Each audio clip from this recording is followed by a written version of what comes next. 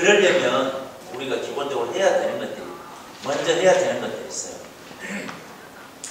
네, 우리 지금 이제 후계자한테 집에 암소들 혹시 엄마가 유전체 분석한다고 하시던가요? 안 하셨어요? 유전체 분석 아직 안 하셨습니까? 암소에?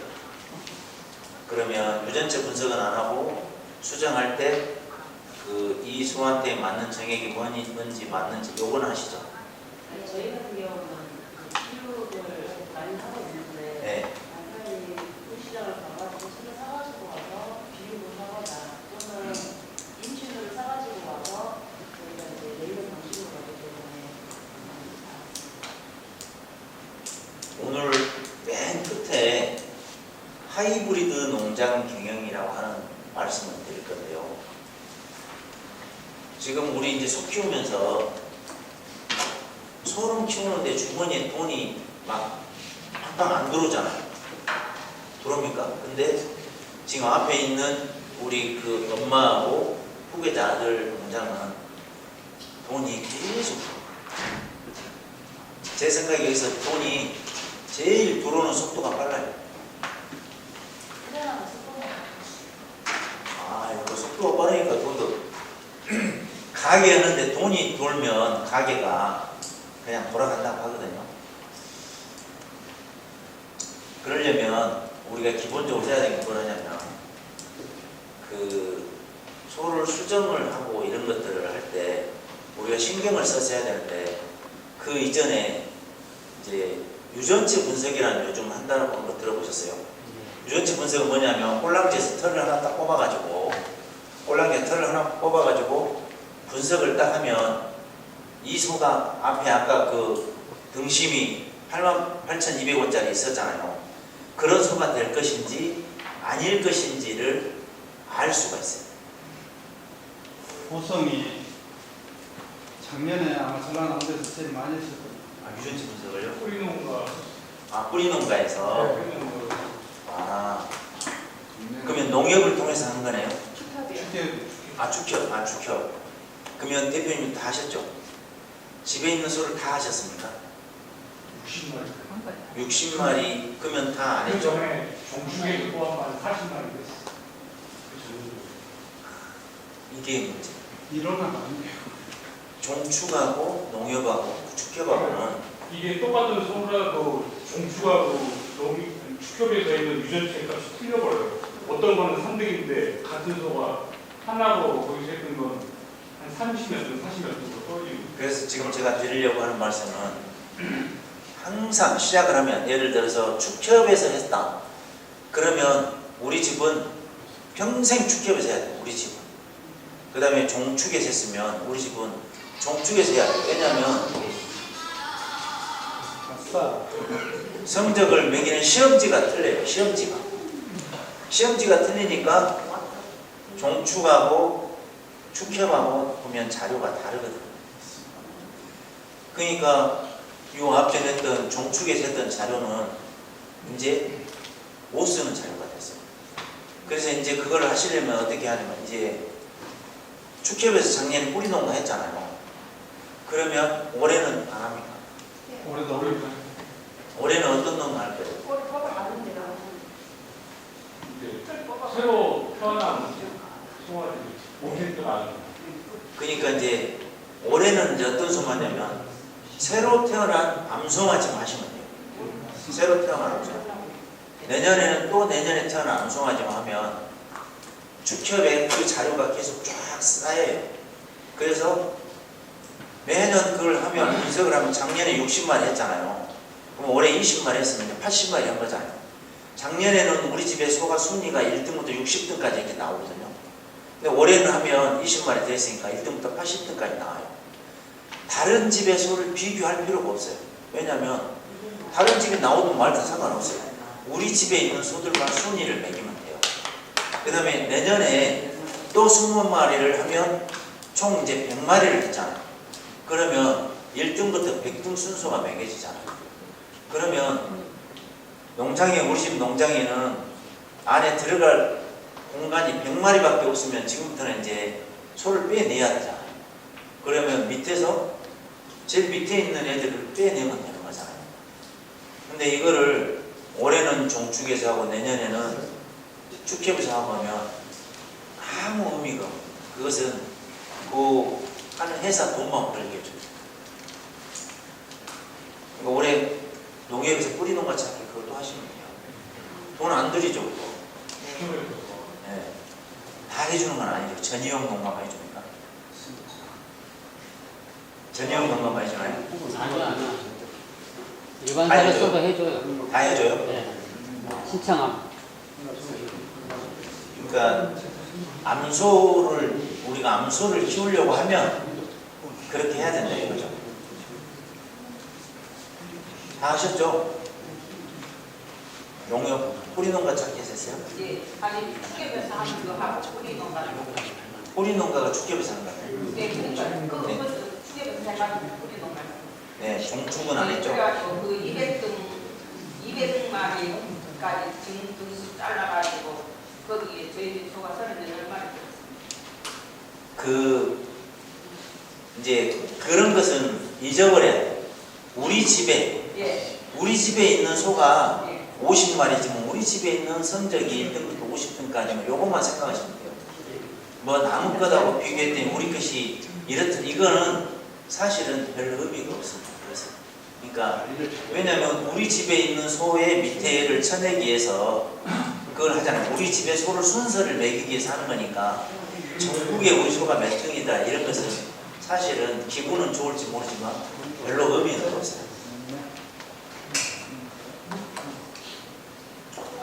이게 저도 2018년도에 그 육종농가 51농가를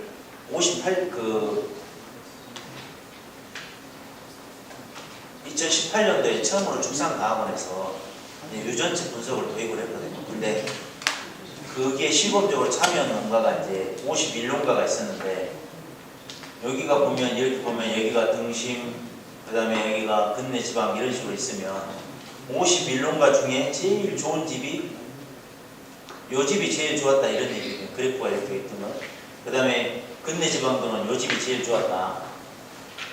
그리고 요 빨간색은 저희 집 소였어요. 저희 집 소. 그러니까 우리 집의 평균이 이 정도 됐더라. 근데 이것은 의미가 없다 이 말이에요. 우리 집에 있는 소의 순서만 필요하다.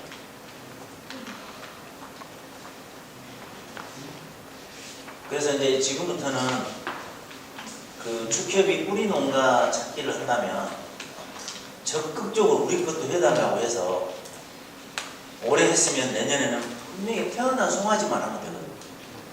그렇게 해나가면 되니까 그거를 일부러라도 해주라고 하시죠. 안 할 이유가 없잖아요. 해주는데.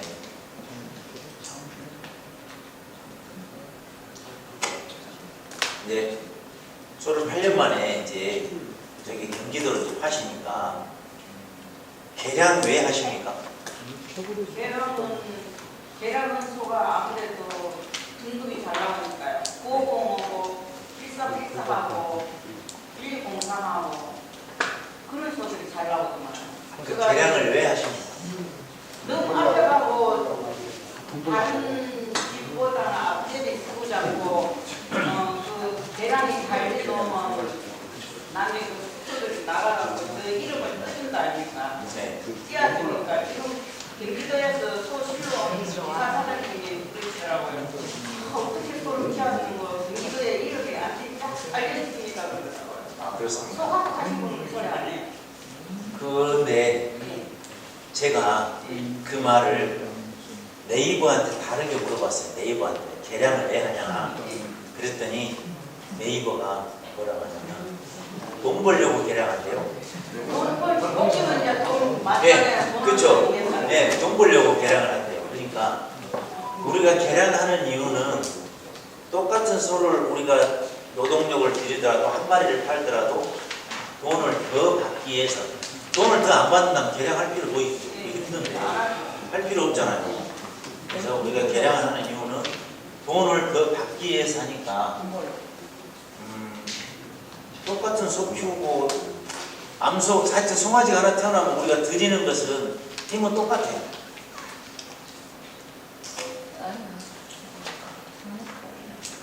여기 있는 소가 할머니하고 엄마하고 딸이에요. 할머니하고 엄마하고 딸인데 제가 소를 처음에 시작할 때 이 소를 10개월 된 암소를 샀습니다. 10개월 된 암소를. 그래가지고 이 할머니가 숫송아지를 낳았어요. 숫송아지. 그래가지고 그 난 숫송아지를 거세에서 시장에다 내다 파는데 걸린 시간이 언제였냐면 2009년 12월이거든요. 근데 제가 이 소를 언제 샀냐면 2005년 10월 달에 샀어요. 몇 년 걸렸습니까? 2006년 10월, 2007년 10월, 2008년 10월, 2009년 10월이잖아요. 그러면 4년하고 2개월. 근데 이 소를 제가 12개월 정도 돼. 이 정도 된 소를 사왔으니까 실제 5년이 이제 걸린 거예요. 5년 만에 새끼가 나갔습니다. 근데 그 새끼가 나가서 등급이 그때 2009년도에 투뿔 B에 450kg가 나왔어요. 이때 450kg는 도체중이 우리나라에 그때 도체중 평균이 404kg만 14kg만 이때였거든요. 그러니까 도체중이 굉장히 높았어요. 그 다음에 이제 이 할머니가 암소를 낳았어요. 딸. 이 할머니가 딸을 낳았거든요. 그래서 이 딸이 또 새끼를 낳았는데 숫송아지를 낳았어요. 그래서 이 숫송아지를 제가 다시 거세를 해가지고 출하를 했더니 언제냐면 2012년이었어요. 그러면 이제 두 마리를 검증하는데 걸린 시간이 8년 걸렸어요. 제가 보시겠지만 이 소를 요 놈을 제가 2005년도에 샀잖아요. 2005년도에 사가지고 이 소의 딸이 나가서 언제 나왔냐면 2012년도에 나갔으니까 8년 걸리잖아요. 이렇게 개량하는데 시간이 많이 걸려요. 근데 얘는 얼마가 나왔냐면 512kg에 또 투뿔이 나왔어요. 이제 여기는 이 소는 저는 한번 맞춰보시오. 이 소가 나가면 만약에 얘가 지금 암송아지입니다. 근데 얘가 숫송아지를 이제 낳았어. 그래가지고 거세를 해서 키운다. 그러면 몇 킬로의 등급이 얼마 정도 나올 것 같습니다. 진짜 600kg 가까이 갔어요. 네? 600kg가 넘어지죠. 600kg요? 한번 맞춰보십시오, 사장님. 그냥 한번 짐작으로 말해보십시오. 550kg. 1550. 우리 여사님 몇 킬로 나올 것 같아요? 저는 이 소는 아까 550kg 나온다 하셨죠? 하물이 안 나오네요. 550kg 여기서 나와요. 그리고 당연히 9번을 안 받으면 개량을 해보시는 분들은 소가 뒤에 한 마리 똥구멍이 탁 튀어나오면 아 쟤는 나중에 거세하면 몇 킬로 정도 되겠다. 이게 그냥 딱 감이 딱 와요. 이게 안 오면 아직 내가 개량을 덜 하고. 그런데 아쉽게도 이 소는 새끼를 못 낳고 죽었어요. 왜냐하면 하여튼 죽었어요. 이제 죽은 얘기는 이 다음에 이제 알려드릴게요. 제가 이제 소를 키우는 건 2005년도에 소를 키웠거든요.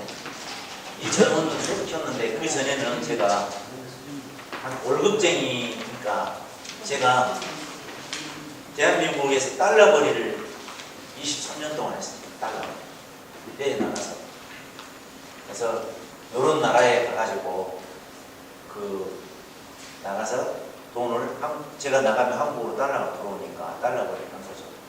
이런 생활을 하다가 도저히 힘들어서 못 해먹겠다 해가지고 회사를 반투자하고 제가 근데 소를 키우는데 우리 총무님은 대답하지 마시고요. 대답하지 마시고 이게 접니다.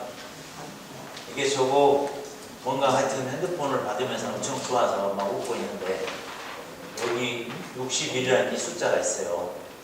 이 숫자가 뭔지 한번 통박으로 한번 맞춰보시죠. 나이요? 네. 나이 말고 또 다른 건 없습니다.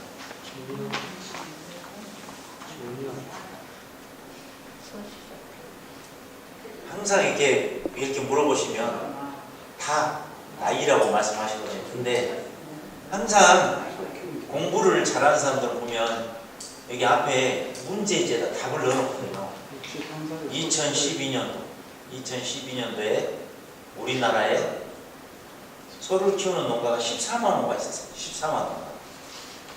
그리고 그 중에 집에서 거새우를 한 마리라도 키우는 농가가 2만 7천 농가가 있었거든요. 그 중에서 1년에 30마리 거새우를 출하하는 농가는 4,400 농가가 있었습니다. 근데 축산물 품질 평가원은 30마리 이상 출하하는 농가를 1년에 항상 순위를 매겨서 1등부터 14등까지는 시상을 하고 그 나머지도 등수가 나오는데 제가 소를 키우기 시작해서 8년 만에 전국에서 61등을 했어요. 그러면 좀 잘하지 않았습니까? 잘했습니다. 네. 이럴 때 그냥 박수도 한번 쳐주시면 저도 여기 계신 사장님들한테 박수를 쳤어요. 지금 마음속으로.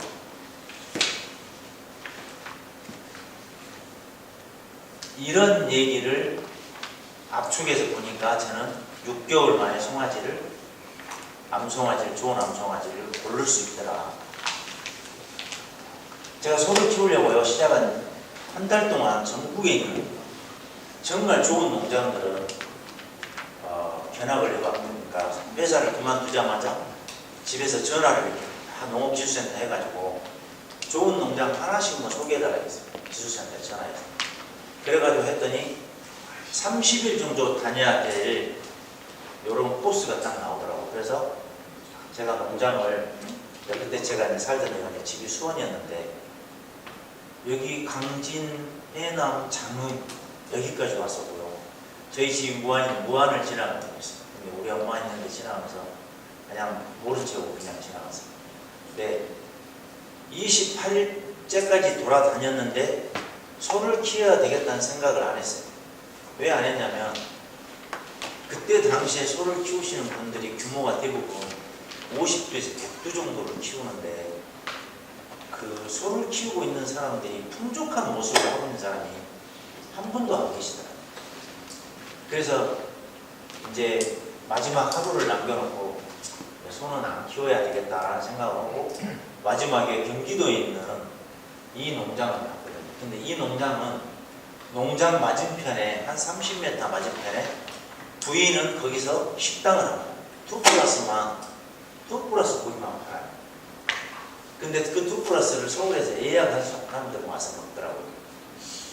농장 안에 제가 한 달 동안 돌아다니는데 농장 안에 식당이 있는 농장은 제가 처음 봤어요. 아마 지금도 이 농장이 처음이었을 거예요. 그런데 그때 이제 제가 6시에 갔는데 최고 고급 승용차가 한 대가 쫙 돌아요. 그래서 한우 2+ 고기를 먹으려면 저 정도 고급 승용차를 타야 되는가 보다 이렇게 하고 있는데 거기서 내린 사람이 요분들이었어요. 굉장히 젊어요. 근데 이분들이 식당으로 안 들어가고 요 농장 앞으로 이렇게 와서 농장 앞에서 둘이 한 15분 정도 얘기를 하더라고요. 근데 뒤에서 봐도 지금 이게 멋있습니다. 지금 햇볕이 이렇게 비추고요. 지금 암소들이 밥을 먹고 있잖아요. 근데 이게 너무 멋있어요. 그래서 저도 가서 저렇게 소 키우면 좋겠다. 그러고 나서 이분들이 가고 난 뒤에 이제 그 농장주를 만나서 한 2시간 정도 얘기를 하는데 네가 소를 키우려면 이렇게 키워라 이런 얘기를 해줬어요. 그리고 나서 이제 한 달 만에 집에를 왔습니다. 집에 와가지고 있는데 지금도 마누라는 열이 나가지고 있어요. 딱 나가지고. 왜냐하면 회사를 그만뒀잖아요. 뭘 먹고 살려고 회사를 다녔냐, 그만뒀냐. 지금도 꿀따고 나가지고 있는데 할 말도 없으니까 내일 저하고 한번 나하고 갈 때가 있으니까 그래서 딱 이 시간에 도착되게 저희 집사람을 농장에 데리고 왔습니다. 이걸 딱 그리고 딱 이 모습을 보여줘서 그랬더니 딱 하는 말이 와 소가 너무 예쁘다는 거예요. 그러면서 저렇게 소를 키울 수 있으면 키워봐 그래요. 그래서 제가 소를 키우게 됐습니다. 그래가지고 이렇게 키웠어요. 저희 집사람은 거새우 담당. 그래서 저희 집사람은 항상 거새우 키우는 데 들어가서 이렇게 소들하고 같이 이렇게 놀면서 지금 소들이 뭐 이렇게 바지도 막 벗기려 하고 저는 암소를 키웠습니다. 암소 제 담당은. 그래서 저는 제가 이때 시작했을 때는 항상 아침에 암소가 있는 그 소 우방 안에 들어가서 소가 앉아있는 높이로 제가 항상 이렇게 앉아봤어요. 이렇게 앉아서 소가 숨 쉬는 공기를 제가 마셔봤습니다. 자, 퀴즈입니다. 퀴즈. 우리 집 소가 서 있다. 우리 집 소가 서 있다. 왜 서 있을까요? 부족이 와서. 일단 배가 고파서 나왔습니다. 그 다음에 가스 냄새가. 정답입니다. 두 가지예요. 소는 배고프면 안 앉아 있습니다. 그 다음에 바닥이 안 좋으면 안 앉습니다. 다리가 아파서 어쩔 수 없으면 앉죠. 근데 바닥이 깨끗하고 배가 부르면 소는 밥을 먹으면 딱 90분 되면 농장에 있는 소의 95%가 앉아 있어요. 이게 소를 키우는 최고의 비법입니다. 이따가 비육을 이제 여러분들이 하신다고 하면 이게 소를 키우는 비법의 끝이자 마지막. 이거를 이해하는. 이렇게 하면 아까 맨 처음에 보여드렸던 그런 등심이 나오거든요. 그 봉화에 있는 그 집에 가면 소들은 누가 오든지 말든지 항상 앉아 있습니다. 앉아 있으니까 등심도 커져요. 그래서 제가 이제 아침에 항상 습관적으로 제가 이럽니다. 아침에 새벽에 그 이제 우사 방마다 있잖아요. 이게 방이 닿으면 제가 이렇게 가봐요. 이렇게 가면 소들 보면서 이렇게 소들 보면 이렇게 돌거든요. 그러면 어떤 칸 앞에 가면 냄새가 다른 데가 있어요. 소 칸에서 냄새가 다르다는 걸 느낄 수 있어야 되거든요. 근데 거기 가보면 진짜 이 소들의 문제가 있어요. 그러면 왜 그거를 있는가 조치를 해주면 돼요. 그러니까 이런 것들을 매일 관찰을 해보면 소가 뭐예요? 여기 비육하시는 분도 아까 그 하루에 여사님 16kg 사료 준다고 했잖아요. 근데 사료를 지금 16kg 몇 개월 정도 됐죠, 먹은 지가? 두 달? 몇 달 있다 나갈 거예요? 한 4개월.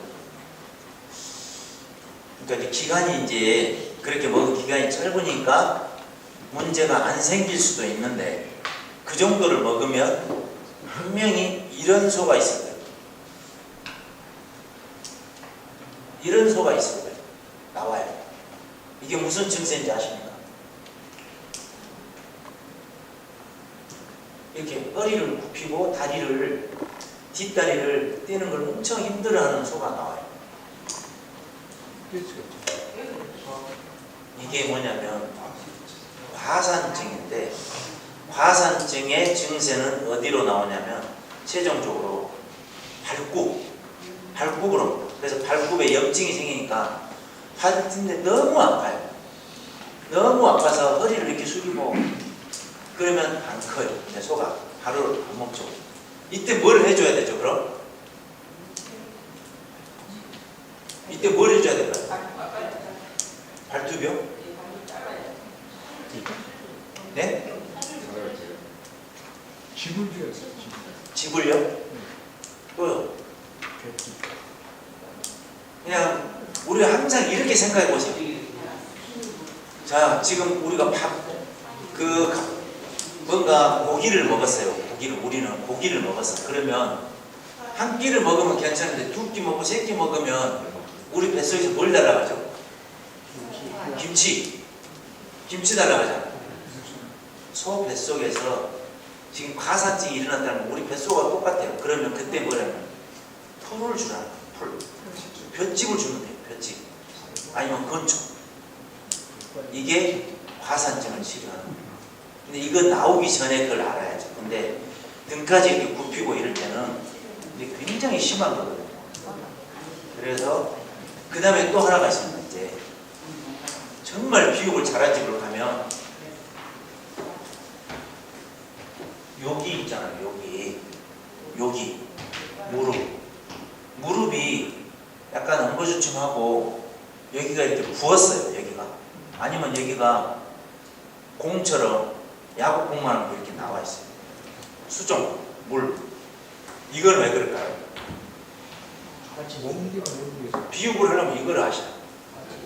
네? 예? 조금만 크게 말씀해 주세요. 너무 무거워서. 몸이 무거워서요. 공이 생겼어요. 또 이 비육의 핵심 기술들이 저도 지방들. 예? 지방들. 지방요? 또요. 관절. 관절이 붓거나 여기가 물이 차면 좀 공이 생겼다고.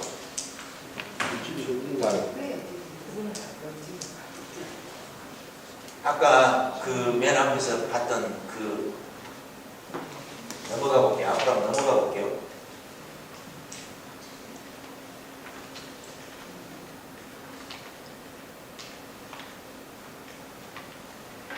이 집에는 소를 출하면 거의 다 이렇게 나와요. 등급이. 그래서 공판장에서 항상 8마리가 나가면 기본적으로 3만 원 이상짜리가 나와요. 우리가 2만 원 받을 때도 이게 3만 원 이상짜리 나와요. 이렇게 되려면 이렇게 되는 집에 가면 다리가 여기 관절이요. 여기 관절이 물이 차거나 여기가 이렇게 공처럼 이렇게 물이 찬 거나 붓거나 이런 소들이 있어요. 이거는 무슨 증세냐면 소가 지금 몸에 소 핏속에가 비타민 A가 부족한 거예요. 그럼 뭘 해야 되죠?